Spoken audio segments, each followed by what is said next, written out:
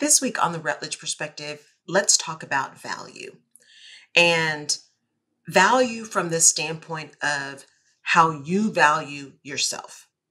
We're going to get into some other things about value through the rest of the month and some additional episodes. But this episode, I want to focus on the value we place on ourselves. Not just the fact that we value our own lives, but we truly value who we are and how we show up in the world. And this is something I've been thinking about a lot because there have been so many conversations that have come about around valuing people in your organization, around compensation being a demonstrator of value, and all of these kind of things. And we're going to get to some of that in some of the other episodes. But anytime you get ready to think about what you want to do, and that's why I want to start here right now, because it's, the beginning of a year and we all have this big strategies we put together and all the things we're going to do, which is lovely. But if we don't start with the basic idea and understanding and strength and foundation of how we value ourselves and our presence in this world, all of those other things start to become chores. Give you a little bit of an example because I want you to really make a decision about how you value you. When we don't have a specific value on ourselves, we allow external things to tell us what our value is. Be that clients tell you what you should pay for things, be that someone decides whether or not you have value enough to be in their group or in their plan or in their magazine, or we assign value to all of these things that are external to us. And that gives power to the thing. That gives that thing the ability to create the narrative of what we believe our value to be. And yet, if you're going to go after something, you've got to be really clear on your own value. As you move through something you're trying to achieve, right, the road is not easy. You've decided, here's what I want. I want this career or I want this business. And I am putting my blood, sweat, and tears in this business. I started it as a side hustle and now it's grown and this is my thing. And yet, if you're not really grounded in the value that you bring and how that value contributes to this impact you want to make, what happens is as the road gets bumpy, as the path gets a little rocky, we start to question our own ability or worthiness at the end, right? Of whether or not this is something we could or should be doing. The narrative becomes things like, oh, your hustle's just not hard enough, or you just don't want it bad enough. Or, as I said, the worst is you just don't deserve to have it. That's why it's not working for you, right? And we take all of this and we absorb it. And then some of us pause a little bit. Okay, that didn't work. Let me just try something else. And we're so busy just trying to pivot. And y'all know I hate that word. Trying to shift, trying to move, trying to try something different, that we're constantly doing something different and never really sitting to understand what's really going on. What is the real problem that we're trying to solve? Some of us just stop. We just stop. We're so done. We're so tired. We're so down on ourselves and on the idea that we thought was the thing in the world that we just stop. We go into full dorsal. Nervous system shuts down and we are just done. And then you got the folks in the middle that are shifting and moving, and they're not necessarily doing it on a whim, but they're doing it fast enough and don't give enough time to really understand whether something works. And one of the reasons we allow ourselves to get into this churn is because we haven't stopped in the very beginning before we even think about what we want to really get solid in who we are. And in order to navigate the things that come across our plate, the things that come into our life, the situations we get involved in, we have to start with who we are and get a clear understanding of that and be very aware of where we are in our lives, where we are physically, where we are mentally, where we are is a key component of that very first piece. All of those things I talk about in terms of alignment, right?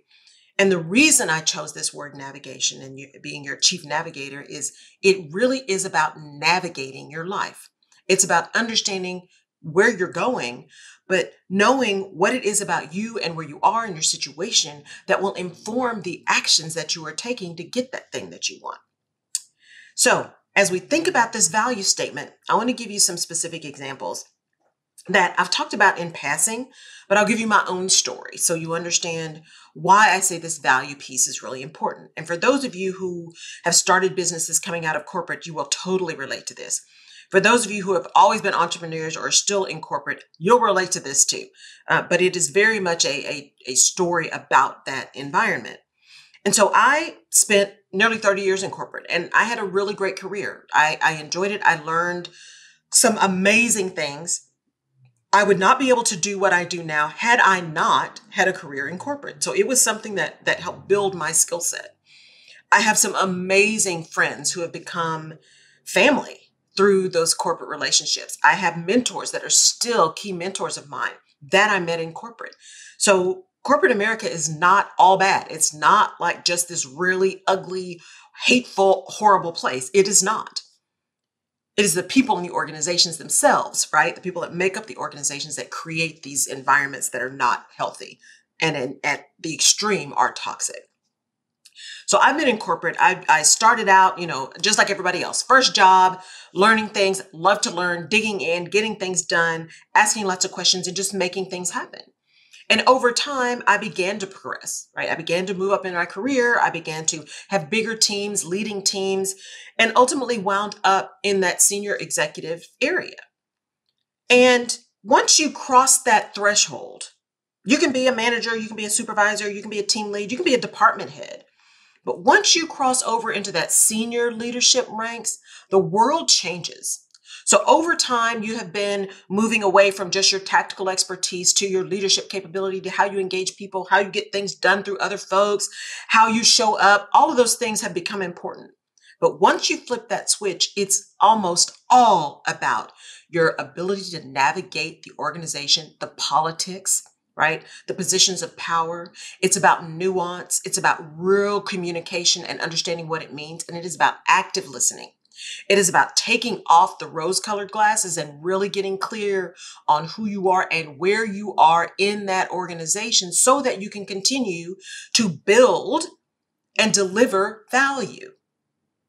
But in order to do that, right, you go through these situations. And so I'm moving up. I'm getting to these senior level ranks in a number of organizations. And I've had the pleasure of working in a number of different industries. That's what I love because I get bored quickly. A number of different industries and a number of different functions. And as I got to the last level of kind of senior leadership, it just got to be really different, really tough. And because I am who I am, type A, insecure overachiever, right? You just keep digging, right? Remember I talked earlier about how you just keep pushing. If things aren't working, you just keep pushing. So that's what I did, right? Okay, that's not working. Let me see if there's a different way I can say it. Let me see if there's somebody else I can put on. I kept owning the fact that things weren't moving or they weren't working the way that I knew they should or could. I know my zone of genius, one of the pieces of my genius is an ability to see far out. Ability to not only connect dots, but see dots that other people can't see and connect them in the right way, right? And operating from a level of integrity and honesty and truth. We are just going to speak the truth and shame the devil. It is what it is. But if we know the facts, then we can make a decision. And if we choose to act opposite of the facts, well, okay, but we're making a choice, right? I never have to say I told you so because I get everything out on the table. And so I'm in these senior level ranks and I'm starting to get more and more exhausted. I'm getting more and more frustrated. I'm getting more and more irritated. And I'm turning all of that on me, right? Laura, why? Have you just lost the ability to communicate? You didn't used to have issues communicating. Maybe you didn't say that the right way. Did you miss something? Let's replay that for the 4 millionth time because there must have been something that you missed to have gotten that response or for something to not have shown up. Because despite popular belief, we do not go into a situation, and when I say we, I mean in particular Black women, we don't go into every situation looking for the person that's trying to upend us, looking for the person that's trying to exhibit microaggressions and bias. We don't go in looking for that. We go in looking to do our job and be excellent because we are excellent. And so most people go into situations wanting to just do their work to the best of their ability. They're not looking necessarily for the reasons why it's not working. And so many of us, especially those type A's, turn that around when things aren't going well and saying, what am I doing wrong? We own it all. We take responsibility for everything. Well, one, it's not always you. That's a lie. It's not always you. And two, in order for us to be able to make changes, we have to be really clear on where we are and who we are. When you start questioning your very integrity, the very core of who you are, that is about where you are existing in the moment, right? What is it about that narrative that is coming into you that's making you question who you are? Because your value is not dependent on that job. It's not dependent on that title. It is not dependent on that money. And I made great money, right? The golden handcuffs are real, y'all. It's great money. It's real comfortable money. And yet, the money itself is not an indicator of your value. And so for me, that was never an issue. I never looked at money as the indicator of my value. And knowing what I know and being in HR, I know for a fact that what I was being paid versus other people, clearly an indicator of what the organization thought of me, because organizations do use money as a way to differentiate. That's not all bad either. So don't take that as oh my God, I'm not being paid the same. That whole equity and pay, we'll talk about that too, right? Extremes. We tend to operate in extremes. So I'm talking about balance here. So I went and got through this process where I'm like, man, I am just not feeling good about this. I'm starting to wonder if I'm just crazy. And then I had a moment and I just paused and I said, I'm not crazy. I'm not crazy. What I am is I'm in a situation where I am constantly fighting people rewriting history. I am constantly fighting a lack of integrity. I am constantly fighting people who say one thing and do something different and then pretend they didn't say it in the first place. I am in constant fight mode. And for me, the way I am, the introverted empath me, that constant conflict is debilitating.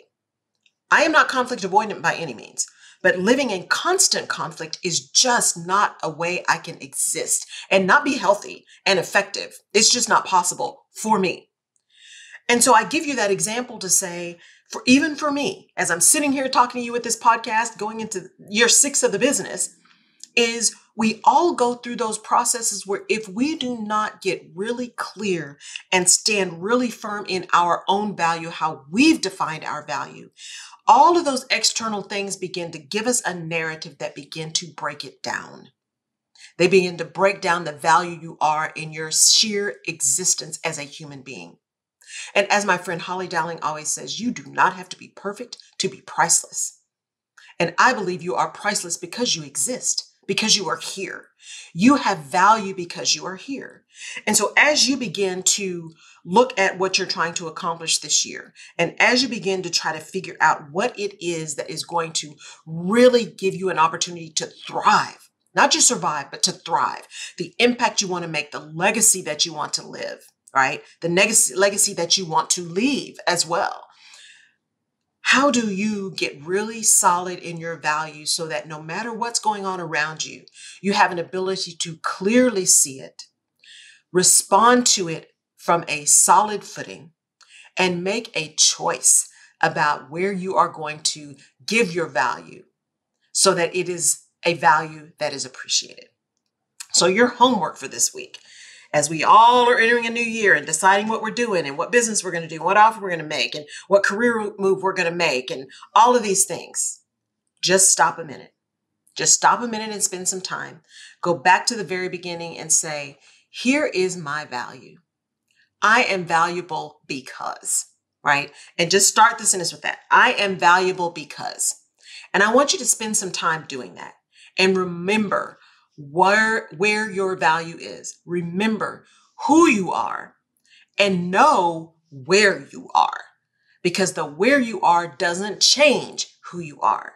The where you are informs how you show up as who you are and how you navigate through situations in order to retain your integrity, retain your authenticity, to continue to be transparent in who you are and say what you need to say in a way that you need to say it so it can be heard.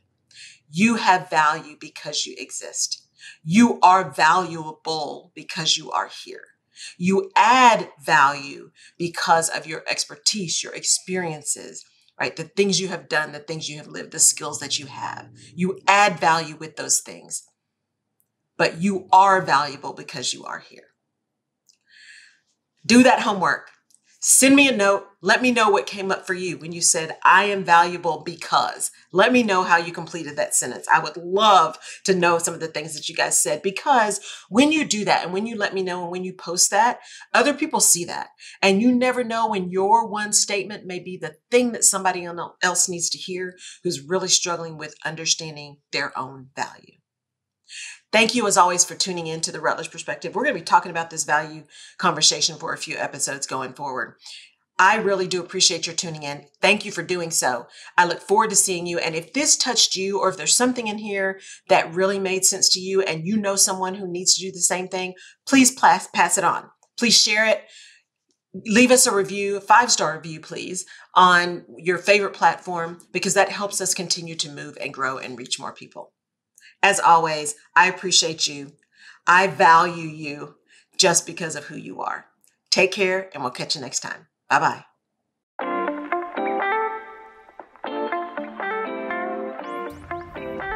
You have been listening to the Rutledge Perspective podcast. Thank you so much for downloading and for connecting. You can find previous episodes of the podcast on my website at laurelrutledge.com/podcast. You can also find me on social media at Laurel K. Rutledge and/or The Rutledge Perspective. And I'd love your perspective on the things we talk about. And if there's a specific topic you want me to cover, just let me know. And please share this podcast with someone in your village who may need this little piece of perspective today. And if you're so inclined, I would really appreciate a 5-star rating and review on the platform of your choice. Apple Podcasts and Spotify reviews are particularly helpful. Thank you again for listening. Take care.